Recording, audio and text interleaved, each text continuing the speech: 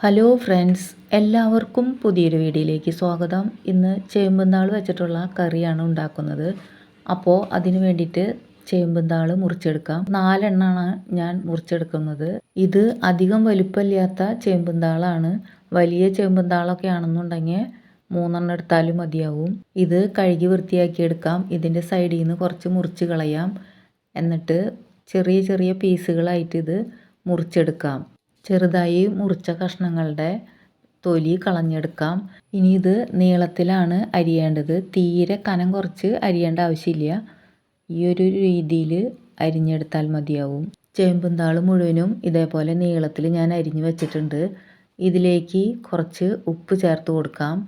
ഉപ്പ് ചേർത്ത് ഇത് നന്നായി തിരുമ്മിയെടുക്കണം. ഉപ്പ് ചേർത്ത് ഇത് ഞാനിവിടെ നന്നായി തിരുമ്മിയെടുത്തിട്ടുണ്ട്. ഇനി നമുക്കിത് ഒരു 5 മിനിറ്റ് ഇങ്ങനെ തന്നെ വയ്ക്കാം.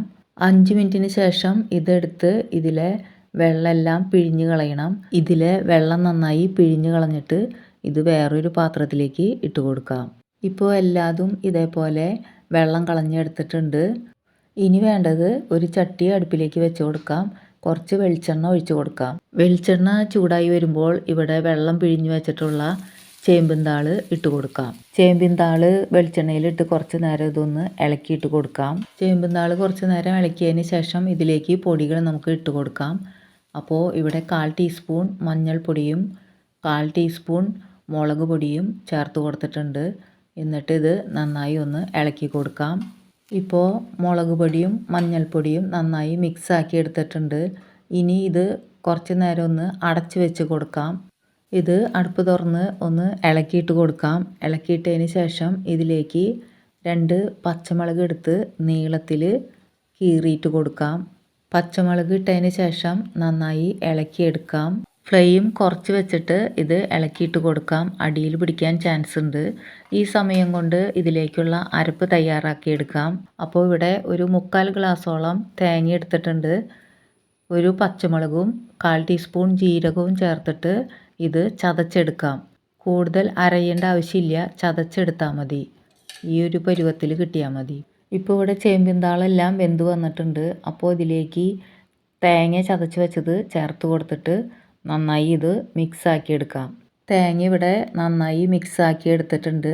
തേങ്ങ ചൂടായി വരുമ്പോൾ ഇതിലേക്ക് 2 തണ്ട് കറിവേപ്പിലയും കൂടിയും ചേർത്ത് കൊടുക്കാം. കറിവേപ്പില ചേർത്ത് ഇത് നന്നായി മിക്സ് ചെയ്തതിന് ശേഷം ഇതിലേക്ക് കുറച്ച് ഉപ്പും കൂടിയും ചേർത്ത് കൊടുക്കാം. ഉപ്പ് ചേർത്ത് ഒന്നും കൂടിയും ഇത് മിക്സ് ചെയ്തെടുക്കാം. ചേമ്പുംതാളിൽ ഇട്ട് കൊടുത്തിരുന്ന ഉപ്പ് പിഴിഞ്ഞ് കളഞ്ഞു. അപ്പോൾ പാകത്തിനുള്ള ഉപ്പും കൂടി ചേർത്ത് കൊടുത്ത് ഇളക്കി കൊടുക്കാം. ഇനി ഇതിലേക്ക് ചേർത്ത് കൊടുക്കേണ്ടത് തൈരാണ്. അപ്പോൾ 1/4 ഗ്ലാസ് തൈര് ചേർത്തിട്ട് ഇത് നന്നായി മിക്സ് ചെയ്തെടുക്കാം.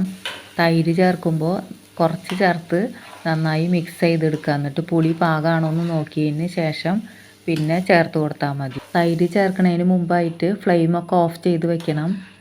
ഇപ്പോൾ തൈര് ചേർത്ത് ഇതെല്ലാം നന്നായി മിക്സ് ആക്കി എടുത്തിട്ടുണ്ട്. ഇനി ലാസ്റ്റ് ഇതിൽ ചേർത്ത് കൊടുക്കുന്നത് വെളിച്ചെണ്ണയാണ്. അപ്പോൾ 1 ടീസ്പൂൺ വെളിച്ചെണ്ണയും കൂടിയും ചേർത്തിട്ട് ഇതൊന്ന് 5 മിനിറ്റ് അടച്ച് വയ്ക്കാം. ഇപ്പോൾ 1 ടീസ്പൂൺ വെളിച്ചെണ്ണ ഞാനിവിടെ ചേർത്ത് കൊടുത്തിട്ടുണ്ട്. വെളിച്ചെണ്ണ ചേർത്തതിന് ശേഷം ഇതൊന്ന് അടച്ച് വെച്ച് കൊടുക്കുന്നുണ്ട്. 5 മിനിറ്റിന് ശേഷം ഇതൊന്ന് തുറന്ന് നോക്കാം. ഇപ്പോൾ നല്ലൊരു മണമാണ്. വെളിച്ചെണ്ണയുടെയും കറിവേപ്പിലയുടെയും എല്ലാം നല്ല മണം വരുന്നുണ്ട്. കർക്കിടകത്തിൽ ഇത് കഴിക്കുന്നത് നല്ലതാണ്. അപ്പോൾ ഇതേപോലെ ഉണ്ടാക്കി നോക്കാത്തവർ ഒന്ന് ഉണ്ടാക്കി നോക്കണേ. നല്ല ടേസ്റ്റാണ്. ഞാനിത് അവിയൽ തയ്യാറാക്കണ പോലെയാണ് തയ്യാറാക്കിയിട്ടുള്ളത്. നിങ്ങളുടെ അഭിപ്രായങ്ങൾ കമൻറ്റിലൂടെ അറിയിക്കണേ. വീഡിയോ ഇഷ്ടമായാൽ ലൈക്ക് ചെയ്യണേ, ഷെയർ ചെയ്യണേ, സബ്സ്ക്രൈബ് ചെയ്ത് സപ്പോർട്ട് ചെയ്യണേ. അടുത്ത വീഡിയോയുമായി വീണ്ടും കാണാം. Thank you for watching.